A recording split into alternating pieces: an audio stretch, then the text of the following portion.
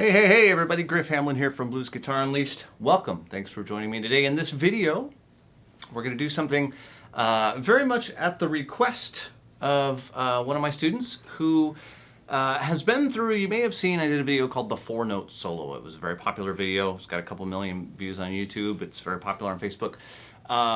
And I have kind of revamped that over the years and made it a little bit better and improved some things upon it. But the basic gist of it hasn't really changed, which is that, you know, you can play a very good sounding solo using, you know, the little, what I call the 4-note solo pattern, which is in the key of A, you know, based around that A. It's the root note on the second string. So it's a very simple ideal, okay? And that's the whole idea, is that you don't have to make things complicated. So somebody wrote to me and said, you know, it'd be really cool if you could kind of show us how to put this all together. I thought that's a great idea.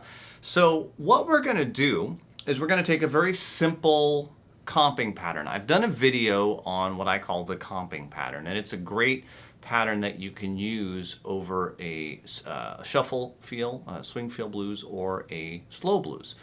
And it goes something like this, in the key of A, and of course I use what I call little chords, right? So a lot of people will be inclined to play this big giant A7 bar chord. And I want you to, if you feel like playing a chord like that and you're going to be playing with a band or at a jam session or something, I want you to lie down until the feeling goes away.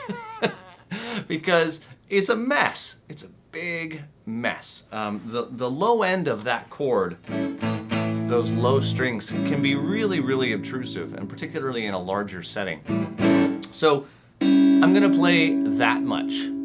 Just that top little bit. And in fact, really only the middle 2 or 3 strings. 2 is all I need. The 3rd and 4th are all that I need. If I happen to also get the 2nd string, you know what, that's nice and it's a bonus, but it's not necessary and it's not too much, okay? So that is gonna take the place of my A7. For my 4 chord, I'm gonna think D9, but again, I'm just gonna play a little bit. And for my 5 chord, I am going to use an E9, but of course I'm only going to use a little bit. So my comping pattern goes like this: 1, a 2, a 3, a 4, a 1, a 2, a 3, a 4, a 1, a 2, a 3. And I do that little half step slide. Now there's variations here. I could keep it very simple: 2, 3, 4, 1, a 2, a 3. So notice that in the first bar it's the and or the of 1, 1, 1 and a 2 and a 3 and a 4 and then the second bar 1 and a 2 and a 3, a 4, a 1, a 2, 3, a 4, a 1, a 2, a 3, a 4. Right? So nice and simple. When I go to the 4 chord, 1, a 2, 3, a 4, a 1, a 2, a 3, a 4. Back to the A 2, a 3, a 4, 1, a 2, a 3, and then we go to the 5, 1, a 2, a 3, and down to the 4 chord, 1, a 2, a 3. Notice that it's a 2-bar pattern, so I do have to change chords in the middle of it. And then finally 1, a 2, a 3, and then the 5 chord, 1, a 2, a 3, a 4. Now, if you wanted, right, now I'm going to play over a jam track. There's no lyric, there's no words, okay? So it's going to seem like I'm leaving a lot of empty space. That's good, because generally speaking, if you jump up at a jam, somebody will be singing, or somebody else might be soloing. Most of the time, you're not soloing. Okay, so you got to remember that. 85, maybe 90% of the song, as cool as the solos are and as great as they are, 85 to 90% of the time, that's not what you're doing. Okay, so you've got to be cool with just holding down the fort while everybody else does what they got to do. Okay, that's an important skill. However, if you wanted, you know, we have the turnaround, right? 1, a 2, a 3, a 4, 1, a 2, a 3, a 4. You could do like my Robert Johnson, right? And I've taught that before. 1, a 2, and a... Right? So you could use something like that. Or... Right? there's a lot of little turnarounds. I don't want to make this video any longer than it has to be, so I'm trying to sort of tell you that you can go find my other video on how to do that Robert Johnson turnaround, and that'll work great. So what I'm going to do is I'm going to take the 4-note solo. Now, I have the 4-note solo written down here next to me on my music stand. It's 24 bars long. I don't quite have it memorized, so I'm going to sight read it. My apologies in the event that I make some sort of a mistake. It wouldn't be the first time or the last, but it'll sound okay. It'll get us by. So what I'm gonna do is I'm gonna put on this jam track, and the first chorus. This is exactly how I would handle a jam. The first time through the 12 bars, I'm just gonna comp. I'm just gonna play along. Okay. The second time through the 12 bars, it's probably still not my turn to solo. There's probably still more singing or something going on, so I'm gonna kind of stay out. The third chorus, that's going to come along. I'm going to play my solo. Then it's my turn. So I'm going to play that 4-note solo, right? And you'll see that I'm comping. I'll throw in the turnaround, and all of these different small ideas that we've done in other videos, this is how they all get put together. Okay? So I hope that makes sense. I'm going to hit play, but I'll kind of talk it through as well as we go, so you'll know where I am. All right? Here we go. So from the top. 1, 2, 3. Here's my comping. Nice and simple. Right? I don't want to get in the way of the keys. I'm keeping it super simple this time.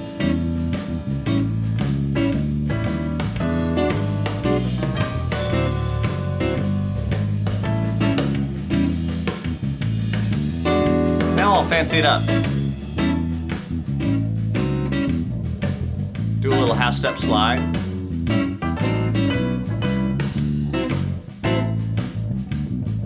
Maybe a little kind of thing like that. The stormy slide, I call that. All right, look out. Here I'm gonna make some mistakes. Here we go.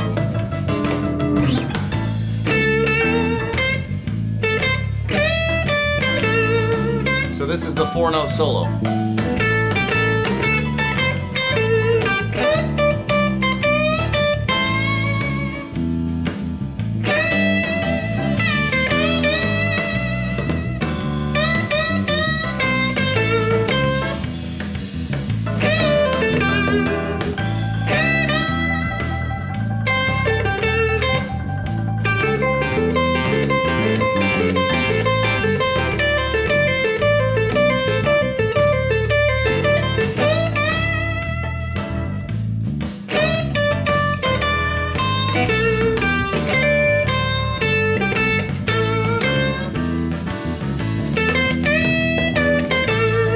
Back to comping, because my solo's over.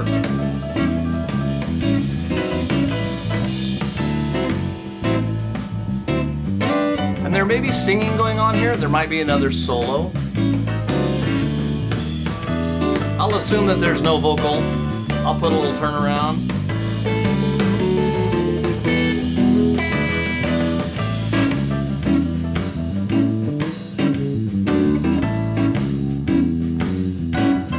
Switch to the 9 chord, do my stormy slide, just throw some stuff in. Let one ring out.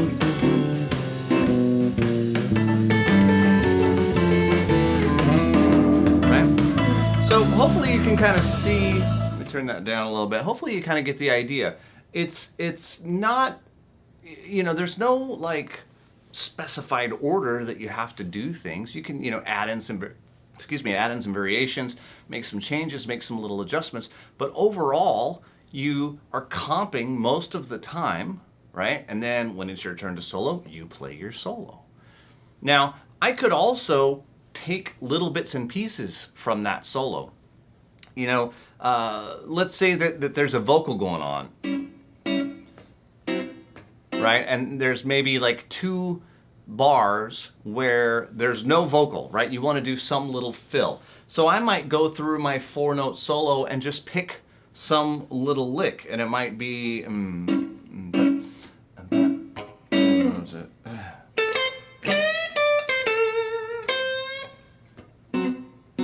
right? So I just do like 2 bars, then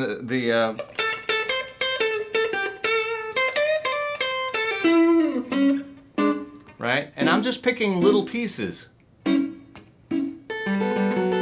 the turnaround then. Okay, so I just picked random little phrases out of that 4-note solo.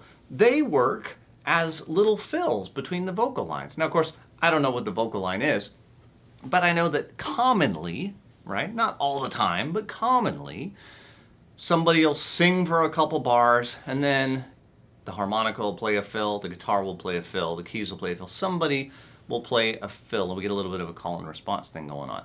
So I get asked all the time, well, where do I, what do I use for those fills? Well, pick any of the little 2-bar phrases out of the 4-note solo, and they'll work great as a little fill between the vocal lines. So all of these little pieces are more than enough to play an entire song as a shuffle. Okay, and then eventually you might add in like the ending, which again I have a video for that ending around here somewhere. So you can go, you can go search my page or my channel for all these different videos. They're probably all there. If not, of course, they're in Blues Guitar Unleashed and other places like that. So all of that stuff can be found. If you don't have the 4-note solo and you would like to get a hold of that, there is kind of like a mini course with that. There's videos and tab and a jam track and all that stuff. I'll leave a link near this video. You can grab a copy for yourself, because all this stuff is stuff that's handled in Blues Guitar Unleashed. If you're an All Access Pass member, you get Blues Guitar Unleashed plus 30-something other courses. There's about 1,000 videos now, so it's a lot. But most importantly, I hope you will try this. I hope you will use it and play it and really put it to good use. That's what it's for. Okay? So, as always, hope you've enjoyed it. If you get something out of it, share it with a guitar playing friend. My name is Griff Hamlin from Blues Guitar Unleashed, and I will see you again real soon. Take care.